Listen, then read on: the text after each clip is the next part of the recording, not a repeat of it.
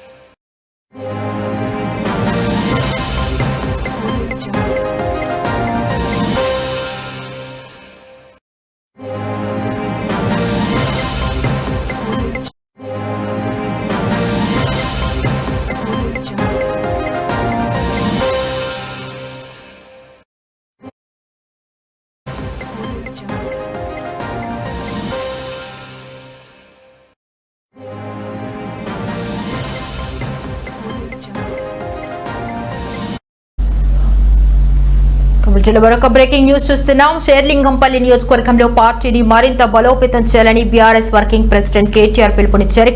హైదరాబాద్ తెలంగాణ భవన్ లో ఆయన మాట్లాడారు. నియోజకవర్గ పరిధిలో ఉన్న 24 డివిజన్ల వారీగా సమావేశాలు నిర్వహించాలని, ప్రతి సమావేశానికి తానే హాజరు అవుతానని తెలిపారు. పార్టీ శ్రేణులు క్రమబద్ధంగా సమన్వయంతో పనిచేస్తే గులాబీ జెండాను మళ్లీ ఎగురవేయొచ్చని కేటీఆర్ ధీమా వ్యక్తం చేశారు. గ్రాస్ రూట్ స్థాయిలో కార్యకర్తలను చైతన్యపరిచి ప్రజలతో మరింత దగ్గరగా మమేకం కావాలని సూచించారు. డివిజన్ బై డివిజన్ మీటింగ్లు పెట్టుకుందాం. డివిజన్ బై డివిజన్ మనం ఒకసారి మంచిగా పార్టీ పరిస్థితి ఏందో అర్థం చేసుకుందాం. ఇప్పుడు శ్రీరామ్ నగర్లో విజయ్ వచ్చిండు, అట్లాగే ప్రతి డివిజన్లో మన నాయకులు ఉన్నారు. కొత్తగా డివిజన్లు మారినాయి. ఇదివరకు మనకు షేర్లింగంపల్లి 11 ఉండే, ఇప్పుడు 24 అయినాయి. కాబట్టి డివిజన్ బై డివిజన్ కూర్చుందాం. నేను కూడా వస్తా, సీనన్న కూడా వస్తాడు, కృష్ణన్న కూడా వస్తాడు.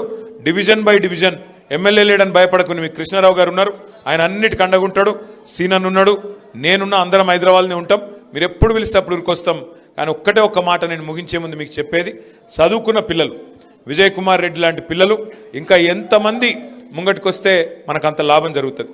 ముఖ్యంగా మా ఆడబిడ్డలతో నా ప్రార్థన, దయచేసి ఆలోచించి